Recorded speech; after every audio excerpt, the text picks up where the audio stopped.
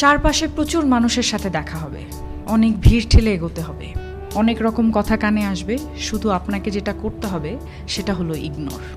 জীবনে কিছু মানুষ আবর্জনা ছড়াতে আসবে, তাদেরকে আগাছার মতো উপড়ে ফেলে দিতে হবে।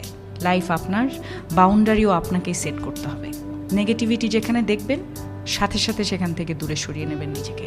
শুনতে খারাপ লাগলেও আপনার কাছের অনেক মানুষ আপনাকে খারাপ দেখতে চায়। তারা চায় সহানুভূতি নামক মলমের তলে একটু কাটা ঘায়ে নুন ছেটাতে। আপনি সিম্পলি সেই সুযোগটাই দেবেন না। অযথা তর্কে যাবেন না, বোঝাতে যাবার কোনো প্রয়োজন নেই। আপনার সামনে কেউ যদি বলে আপনি মূর্খ, তাই মেনে হেসে বেরিয়ে আসুন। ওই যে সময় আর এনার্জি বাঁচিয়ে নিলেন, ব্যাস কেল্লা ফতে। যে যা বলছে শুনে নিন, আর মুচকি হেসে শির দ্বারা সোজা করে নিজের সিদ্ধান্তটা নিজেই নিন। যারা নিজের সিদ্ধান্ত নিজে নিতে পারে তারা আসলে জীবন চেনে, বোঝে।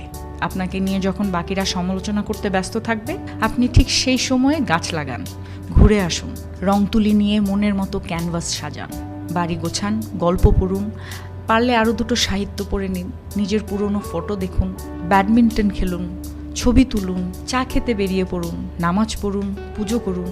মোট কথা, তাদের কথায় রিয়্যাক্ট করবেন না একদমই। যা বলছে বলুক, আপনার কানে এলেও ফেলে দিন। দিন শেষে আপনি জানেন আপনি কি, কেমন, আর এটাও জানেন যারা বলছে তারা আপনার কাছে জাস্ট ম্যাটার করে না। ঠিক এটাই। একটা বাউন্ডারি সেট করুন, একদম যাদের বা যার বুকে মিশে আপনি একদম শ্বাস নেবেন, যার সামনে আপনি আয়নার মতো দাঁড়াতে স্বাচ্ছন্দ্য বোধ করেন, শুধু তাদের কাছে এক্সপ্লেইন করুন, শুধু তাদের কাছেই ঝুঁকতে শিখুন। কারণ হয়তো তারা বা সে আপনাকে খারাপ দেখতে চাইবে না। বাদ বাকি দুনিয়াকে একদম ঝেড়ে ফেলে দিন। একটা কথা মাথায় রাখবেন, জীবন অনেক সুন্দর। আপনি যে জীবনটা বাঁচতে পারছেন সেটা অনেক সুন্দর। আপনাকে শুধু মাঝে মাঝে বেড়ে ওঠা আগাছাগুলোকে মিটিয়ে ফেলতে হবে, অথবা কোণে একটা কাটাঝড় দেখতে পেলে সাইড কাটিয়ে চলে আসতে হবে।